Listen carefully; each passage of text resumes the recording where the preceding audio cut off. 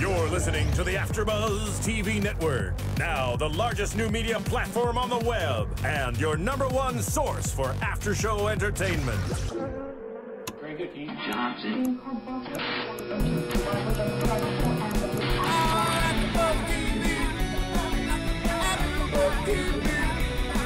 From the AFTERBUZZ Studios in Los Angeles, California, and streaming live on Ustream, this is AFTERBUZZ TV for Teen Mom. We'll break down tonight's episode and get you all the latest Teen Mom news and gossip. If you'd like to buzz in on tonight's show, you can buzz us at 424-256-1729. That's 424-256-1729. And now, picking up where the show leaves off and the buzz continues, it's AFTERBUZZ TV for Teen Mom. Yeah, Hello, Isabel. Hi. Hey, we got some new sounds. Okay, everybody, we are here back once again, Teen Mom 2. What was the name of this episode? It was the beginning of the end, right? Yes. The beginning of the end. I remember I seeing was about to read.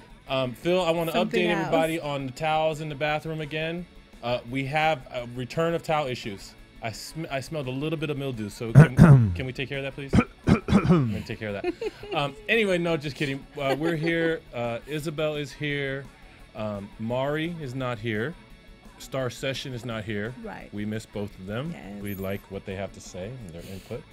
But me and Isabel are going to do the best we can to give you guys a good rundown and after buzz talk about this show, the beginning of the end.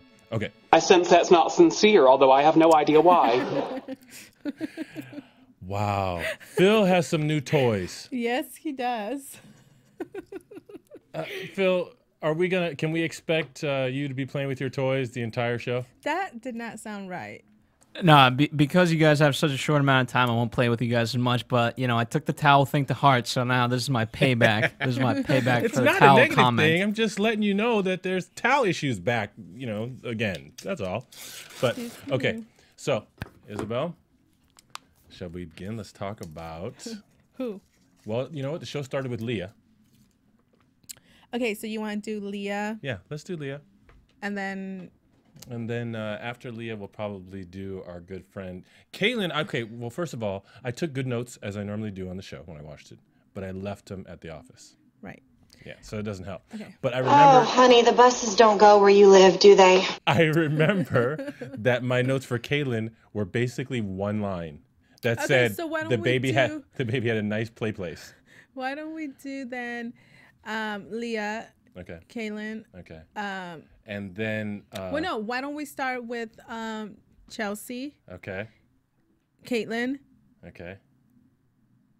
And then Leah, and then Jenelle. Leah, at the end? and then Janelle at the Okay. end. Yes, let's leave the best for the So last. I remember, because I can see my notes in my head. I remember that what I wrote for Chelsea was Adam again, because here we got a situation where it starts out, and apparently we don't know how long it's been since the last show. Right. One of the things that you mentioned to me was about how it looked like maybe the babies were like a lot older and their face changed, right? They look cuter. They're growing into something. I mean, maybe Aubrey, Chelsea's daughter, looked a little bit older, I guess. So did Caitlin's baby. That's where I actually noticed it. Really? And then I saw the twins. And The I was twins, like, I was going to say, maybe they got like a little taller and longer. Yeah. Well, I'm just focusing on their faces.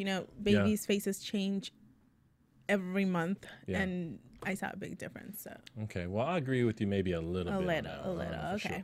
Sure.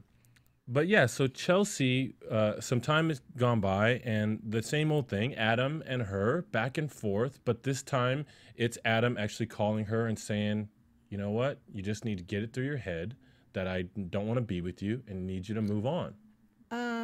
Speaking of calls, would you like to take our fan call? Of course we would. All right. Caller? You're on the line. Hi, Hello, caller. Who is this? this is Patty from Toronto. Hello, Patty How from are you, Toronto. AfterBuzz? We are good. Thank you for calling. Welcome to the show. Thank you. I felt like you needed a third opinion tonight since Mari's not there. Hey, look Yes. at that. You know what? You are correct. You are correct. So Patty, right? Patty? Yeah. Okay, Patty, did you have something on your mind you wanted to start out with, or do you want to just hang in there for a second? I'll listen to what you guys are saying, and then you can ask me what I think. Okay, good. We're glad you called. Okay, so going back to Chelsea, and it starts out where she lets us know that Adam has broken up with her, and she's what does she do first? She's getting ready to go to work. She wants to go talk to her friend still. I mean, what is it going to take? Well, I think work is going to take, or getting out of the house. We've never seen this girl outside the house aside from home, mom, and maybe a few lunches or dinners with dad. That's it. That's it. I don't even know if she has any other friends aside from the one that just announced that she's now pregnant. I mean, we never see her around anyone. Yeah. So I think it's hopefully her starting to work. It's going to open her eyes and something new, something out there. I mean, she even looked fresh when she came back from work. Yeah. It's like she's never done anything, you know? So I think she just needs to go and socialize. You know what? You're right. When she went to work, she got to interact with the people, but she also, the big thing, so she got to miss her daughter. Yeah. And she was so happy to come home. And so that I think can put something into perspective for you and realize that, you know what, this guy is not the whole world, you know, the beginning and the end. But if you're sitting at home alone all day with your kid you know, then maybe that's part of the reason why she feels that. But, you know, I was impressed with her. She at least said to the tan salon owner, so do any guys come in here? Yes. You know, at least we saw her like thinking about it, you know. She needed some air. That's all this girl needed. But, you know, I thought her mom, too, was really sweet with her. Instead of saying, you know, oh, Adam's terrible, she said, you know what, there's someone out there for you. Right. And she was not dwelling on how bad Adam is, but was thinking about the future, which is not what everybody else in Chelsea's life just always talk about how bad Adam is. So I like that. Right. No. Yep. Agreed. That was nice. And there was still a common thread, right? Every single person she talked to said, dude, you just have to give it up. He's not going to change. He's not going to do it. Right. The mom said that part too, but you're right, Patty. It was nice that she added sort of the positive. Right. And she was the only one that said, wow, it must be really hard. You know, it must be really difficult. She was like really empathetic with her. And every time she mentioned Adam to anyone, she started with, why doesn't he like me? Yeah. What have I done wrong? And the mom stopped her and said, well, what is it that you like about Adam? Yeah. And I waited for the answer, and there was nothing there. She just said... It was pretty weak. She was like, he told me he loved me one time. Like I actually, when she said that, I was like, I'm very interested. For the first time, Chelsea is getting my attention, and she just replied with, well, he says I love you. Yeah, he did. She said like he used to. Before. Yeah, she said he used to. And she does mention that, you know, for all girls out there that get too excited once they get pregnant, she mentioned it. He stopped caring or even looking at me once I got pregnant. Yeah, well, you know, at least she's not blind to it, but she notices that that's what happened. That's so sad. And, you know, she even said it's hard for her to understand, and she said this, I think, to her friend and to her dad and to her mom, the same thing. How could I like him so much and he not like me at all? Or how could this hurt so much and he not hurt at all? Feel anything. You know, and I mean, I don't have an explanation because obviously he was with her at some point. I mean, they were in a relationship at some point, you know what I mean, they were boyfriend, you know. Yeah, and whenever I see her with him, I want to go back all the way to the beginning because I've lost touch of how it was on her first season, just to see if Adam was even there. But all I remember is Adam always leaving, even when she was pregnant. Yes. Always leaving, working in the cars, trucks. It was never Chelsea. Hey, Patty in Toronto. Yep. So what do you bring as far as your life experience? Do you have kids of your own? No, I don't have kids. But I'm 29, so a lot of my friends have kids. I know a lot of parents, but she needs to find someone new, Chelsea. Yeah. She just needs to get her mind to realize that there are nice guys out there. Yeah. I just think she doesn't know. Well, see, that's the thing. Everybody keeps telling her the same thing, and I feel like it's. Yeah, we all agree that that's the right thing, but it's sort of unrealistic to expect that you're going to tell someone in Chelsea's position who actually has been doing the same thing for 3 years, hoping and waiting for Adam, right? Just to tell her, you know what, just find somebody else. I mean, of course, she's not. She's just not going to do it that way. It's going to take something that we don't know what it's going to take, but something has got to happen in her mind. And, I think, we're not in predictions yet, but we get a little bit of a taste of it when we see the preview where she's like doing stuff and she's like out and about and having a good time. I'm telling you, the girl just needs some air. Okay. She could have sat outside. That would have helped. Okay. I agree. Well, what else significant happened? Because I know we're trying to do a short show today, but that's it. Chelsea's boring. Yeah, that's it. The end. Next. Exactly. Okay, so who are we doing next? Who are we doing? Well, let's go with Kailyn, just because her storyline, even though. Yeah, I disagree with you guys on her already. Okay. Every week I listen and I say, "What are you guys talking about?" I think she. Oh boy! Ever since they showed last season her meeting with her college counselor, yes, and the college counselor told her, "You can't afford to be in college full time," and she said, "Yes, I can," and she left and she went and got money from Joe. And I thought, what is she doing? She can't afford to be in college full time, and I don't know why she is. And now that she's strapped for cash so bad, she still won't give that up. Do a course in the evening online. Do 2 courses on. You don't need to be full time in school if you're that strapped for cash. I don't understand where she's going. It drives me nuts. Well, I can tell. Yeah, we disagree, but that's cool. We don't want to discourage you from having your own opinion. You should have it. Now see that? That's the kind of winning attitude that's going to take this enterprise straight to the top. Phil has toys, but anyway, that's okay. 5 more minutes. You know what? By the way, just for the listeners, I want you to know that he is in a room. He's locked away. So even if I wanted to come and rip his controllers away and all that stuff, I can't. He's locked in. He's got what we affectionately call booth courage. He's in the booth and he's got courage because he's in the booth. Stay with us, folks. Things could break any minute now, but right now, back to our regular program. Oh, my God. Okay. So anyway, what I was going to say is that one of the big things to consider here is that young Isaac is in some very important formative years right now. Okay. Now, so Patty, on one hand, I agree with you that, you got to make sacrifices. You look at whatever hand you've been dealt by life and you got to make the best of it and make smart decisions. I agree with that. But what I know about the system and the way child support works and everything is that if, let's say, Kailyn, for example, she's working part-time, she's not making what a person who works for minimum wage and they work 40 hours a week. That's a full-time job, and that's the lowest you could make, okay? So what happens is she's not doing that. So she's making less than minimum wage. When the court system does a calculation to establish what the child support will be, what Joe has to pay. Please understand, everyone, that what did they do? They impose minimum wage on the party that's either not working or isn't working full time.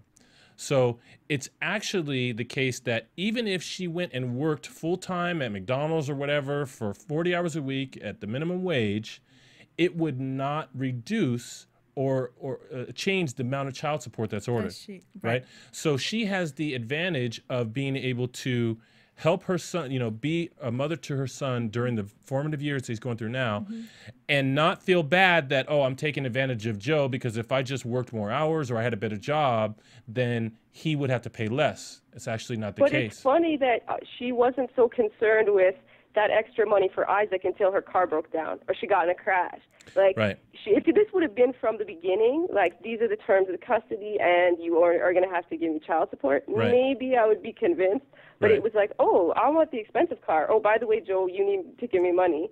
Maybe it was edited that way, but I don't know. Did you think when she went to buy the car, did you think she chose the more expensive one? I thought she took. Oh yeah. I thought she took the one that didn't. He showed her.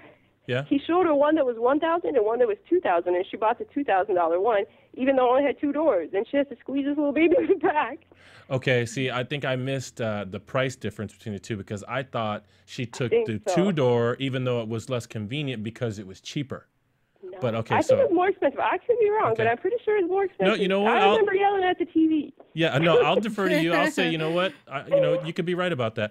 But okay, so then yes, a person we can look at all of their decisions and say, oh man, you shouldn't have bought this. You know, you shouldn't buy the brand name food. You should buy the plain wrap brand or whatever. You know, there's lots of judgment calls, but you can't.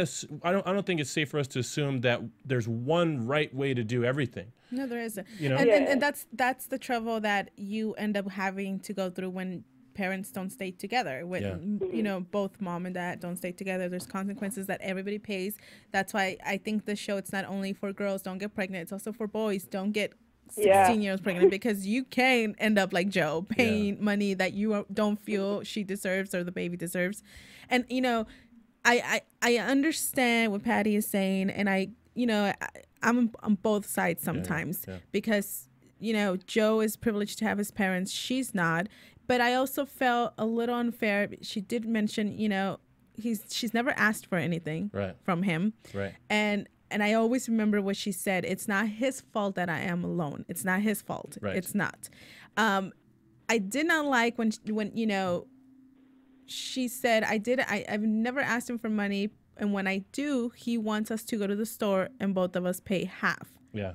That I don't like. Yeah. You know, he lives with her.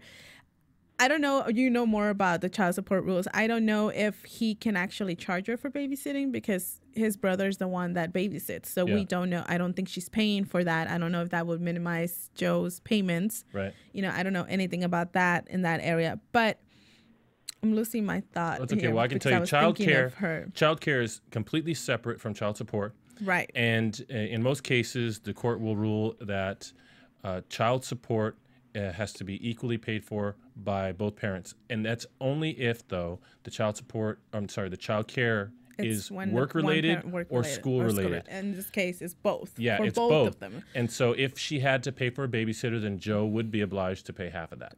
So here's what I was going to say when I just remembered. What I don't like is he is fighting about the amount, but not once do we hear him say, I think this is too much, but I'm willing to give you this much. Right. Do you agree? Because you can't do that. Right. Okay. Yeah, exactly. You can't do that. Don't sit there and fight and then have no money. Well, then give her whatever you think and then fight. Mention an amount. Give something. Say, look, I don't think this is fair, because at some point she seems like she also thinks it's a lot of money she's getting, because let's not forget, he's also, aside from the $400 and something, there's another $88 to pay whatever he hasn't paid her yet. Right. They do that in payments. Right. He's doing little installments to cover what he owed in so the past. It's $400 and something plus the $88. But not once do we hear him or her say, well, how much do you think it's fair, Joe? Or, hey, Kailyn, this is too much, but I'm willing to do, before they even go to court. Yeah. Now they're paying lawyer fees. Talk to him before. She didn't even give him the chance to say that. He might have. He's hard to read, but he might have said, okay, instead of doing court, I'll give you $300 or something. He is hard to read. Like, she always goes behind everybody's back and does all these little sneaky things. She just did it again with him. I'll go behind your back and go to court, not even mention it until afterwards. Well, okay, so, I mean, you know, and I feel like I'm defending Kailyn here, but sneaky... I think that what she does is she realizes that, you know what, at the end of the day, she's alone. And so I'm not going to cater to everyone else's individual little desires and needs because I have to take care of this. And that car accident was like the catalyst to her filing for this. But I think it was because in my opinion, she's the type of person where if she doesn't need it, she's not going to ask for it. But she got to a position where a breaking point, when she was on the phone and she had bills being racked up because where the car was, and she had to pay for it and to get it removed, where's she going to get the money, and they're not offering enough, and she's got to get another car on top of that. It was overwhelming, and she realized, you know what? This is why I'm not supposed to be having to do this alone. This is why there is such a thing as child support. I'm just going to get what is rightfully, you know, I'm supposed to get to help my son. Right. So that's why I think, you know, she's on the up. And I think the whole doing things behind people's back, I think this is why, again, we always say she's too mature. I mean, she's very mature. She learned at a young age, I cannot count on people. Yeah, and I cannot wait for anyone to feel sorry for me. I need to take care of myself, which is most of us can say for ourselves. I mean, we're still, you know, 30, 40, and you see so many people, they still don't get it. Yeah. You take care of yourself. There's no one else to take care of yourself. And she keeps reminding Joe, I need the money for Isaac. Yeah.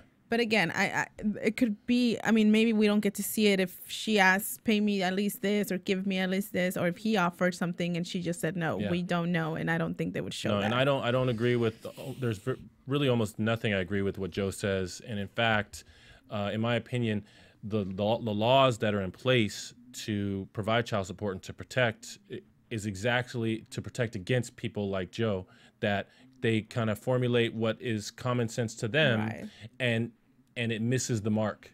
It misses the mark. So that's where I see Phil moving around in the booth with that courage. Okay, so let's move on, unless we're missing something big with our good friend Kailyn. No, I think we've covered her. Okay, so now we're gonna talk about Leah. Yes. Which I don't know what you guys, and Patty, you're brand new to me, but I don't know what you ladies are gonna think of what I'm about to say.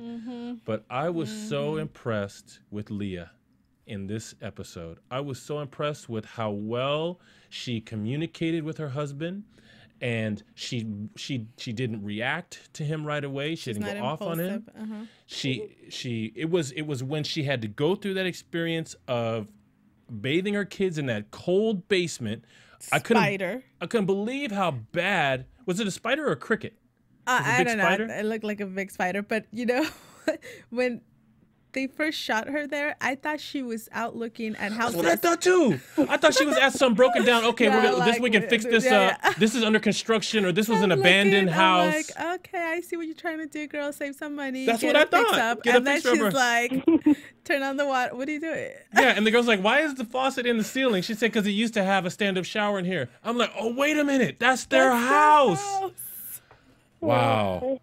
It was sad. That part was really sad. Yeah. See, I think Corey didn't need to mention the part about the truck, but this part of the show made me wish that there was a confessional part of Teen Mom where they talked to us. Yeah. Because I think what Corey was feeling was he might not make it as a coal miner. He might not pass that test and get that job. And here's Leah planning this house, and they're going to move, and they're going to have all these changes, but he doesn't have that job yet. So maybe he's just scared.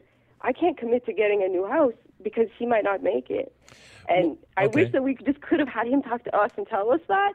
But then that's a little bit of, I think he was scared. He's like, let's not rush into this. Let's not rush into this. He doesn't have that new job yet. Yes. So no. He was jumping the gun a bit, but that's he was that's a good thought. Oh. But then he wanted to take the money that they were going to buy put. A truck. Yeah. So and he said, I need a truck, and so and he's driving a truck. Right. And he just got one 4 months ago, and she's questioning that, saying, well, dude, okay, if you want to stay here and save money so that we can be ready, blah blah blah, then you shouldn't be buying a truck with the money we're going to use in the house. It's the same thing. Yeah. So and it made no sense. She's got it pretty tough with the twins. We got one of them that's got medical issues, and there's the drive, and she's like, and unfortunately, and we know they're not together now. Corey just doesn't see how big of a deal this is, dude. I mean, look, I saw so many opportunities for him to say, you know what, baby, I can see now in your eyes that what you're telling me is so important that I need to go ahead and maybe change what I'm thinking. I mean, he really had a lot of opportunity, and it's tough because there's pride. I mean, he's the man. He's trying to lead the family. He's trying to make what he thinks is the best decision.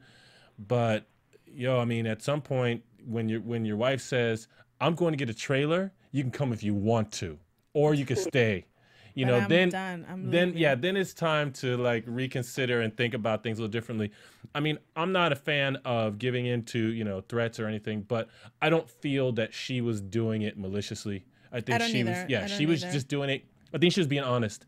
I do not want to have to take my kids down to that basement for one more bath anymore. And I thought I saw something. I thought it was funny that they didn't say bathe my kids down. They said bath them. Did you notice that, Patty? Yeah, of course. I always need the subtitles for them because I'm from Canada, so that's a real bad American accent. So I always need the subtitles for them. Well, and the other one I caught, which I apologize, Leah, because I like you and everything. But when they stopped at the new place, and she leaned her head out the window and said to the guy, "Is the schools good here?" I was going, I can't understand anything you're saying. yeah, I just was like, okay, yes, for you, any school's good. No, that's mean. I take that back. Oh my God. I take it. That's mean. I said I'm sorry ahead of time. See what happens though when you don't go to school that's and stay in school. I take that back. I'm just kidding. Okay, but so anything else with Leah, so that we can satisfy I mean, I Phil? think I'm wondering. I still don't know. I'm wondering if this is where we start seeing this relationship go down. This is it. When she talked to her parents and she told them, you know what? One day we were all good and everything was great. We want to do everything together. And she goes, the next minute, all of a sudden, boom, we don't want to have anything to do with each other. And I was like, wow. I mean, I could see it on her face. It's true. But, now we get to see she really tried. She was really trying to make up for that whole cheating when she did it. And for the whole season, Corey doesn't seem to be there. He does not seem to, he doesn't, this is not the Corey we saw crying and in love and saying, I love you, you ruined this. I want it. That's not him anymore. Something changed here. Yeah. Completely.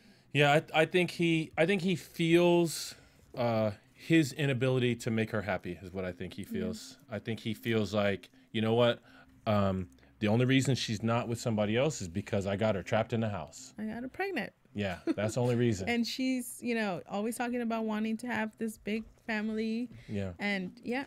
And but like I said, you know what? I feel like she really tried. She really. I'm so proud of how she communicated. She didn't react. I thought it was really good. I thought he had lots of opportunities to do what our next person was really hoping would happen and be sort of man that comes in and says, baby, it's okay. You know what? We're going to do it exactly the way you need it done. Which, and I'm talking about Jenelle, of course. Yes, let's move on to Jenelle. Okay.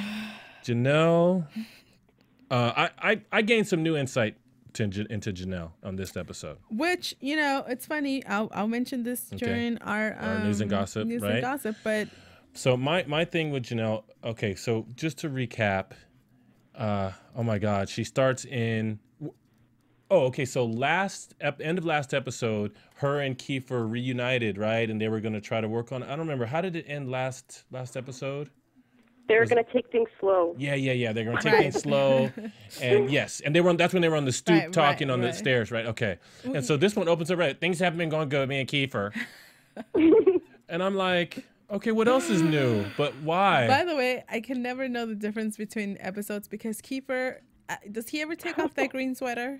No, I was going to wear take off that green sweater? That's one of the things. I was going to wear my black hoodie today in honor of MTV's not Kieffer, paying him enough. But it's not green. No one cares. They care. That's why we're on the show, Phil. They care about the green sweater thing.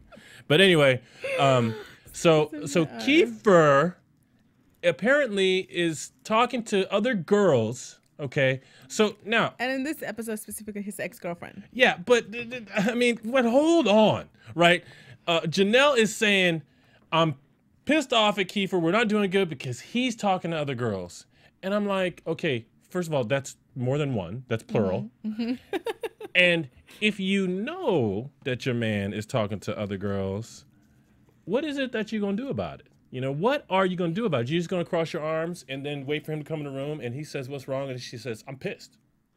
And, and he's like. No, she didn't. What she's going to do is she's going to try to scare the ish out of him by going full blown in her little racing car. Well, that was after. I'm talking about in the very beginning. Him, actually. Did you see when he tried to kill him? God, they are so dangerous. They are so volatile. I can't believe it. I mean, he tries to get it out of the car. He puts his foot out and she races the car. But anyway, so here's my thing. So he's supposedly texting or talking to other girls. What I picked up on was when they were in the car at the gas station or wherever, where she pulled away, before she pulled away, she says to him, who are you texting? Right? And he says, nobody, don't worry about it. And she goes, who are you texting? Right? And she's now they're in this where she's giving him orders. Give me the phone. Let me see it. Tell me who you're texting. Okay. If it's not a girl, then call him. He's like, it's not a girl. He says, it's some dude that hit me, that, messaged me from Facebook and saying, what's up? Or whatever he said, something. I'm like, okay. So now we know that he's on Facebook, which is fine. Everybody's on Facebook except me.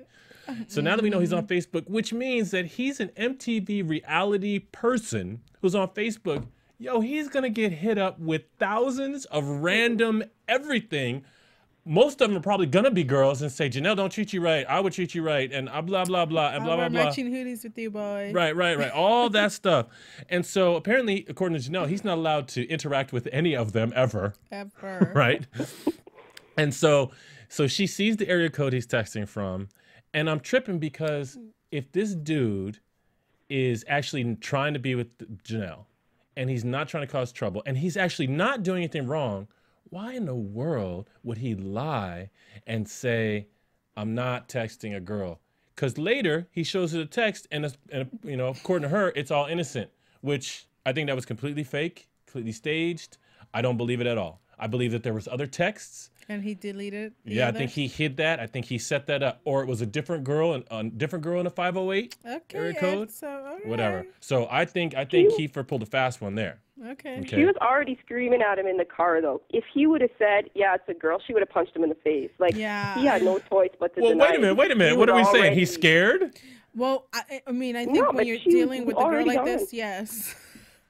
She would have pushed him out and ran him over. She was so mad. As soon as she noticed him texting, she was already, like, lost her mind. So I think he was okay to deny it until she calms down and then maybe say something, but she would have. Well, okay. So we've got a note from Courageous fill-in over there that we've got a short show. We've got 5 minutes left, so we're gonna zip through a couple of things. Let's just add Phil, I'm gonna add the gossip with Jenelle since we're talking about her. AfterBuzz TV. Now, let me get mine real quick. My news is that in my opinion, what Jenelle is possibly suffering from is a disorder in the brain, an imbalance, which requires in her frontal lobe, she doesn't get proper stimulation in her frontal lobe. Hold on. Let me tell you. No, wait. So what she has to do is she has to create conflict in her life, and that will stimulate the frontal lobe. It's something that ADD and ADHD kids suffer from. That's why they argue. It's why they argue. Classic her. Okay, Ed. So you were close to that. So let me tell you.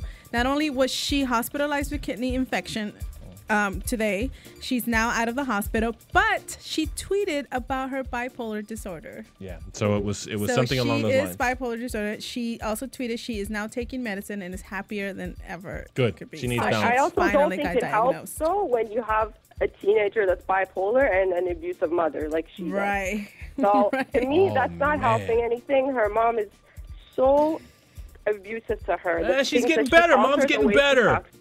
And also, I'm not sure if we ever reported this, but she's been in and out of the hospital not only with this disorder, she was also diagnosed with an ovarian cyst last July. Didn't know that. And was also in strep throat. I mean, she's been going through all this stuff this whole year. Yeah. And then now bipolar disorder.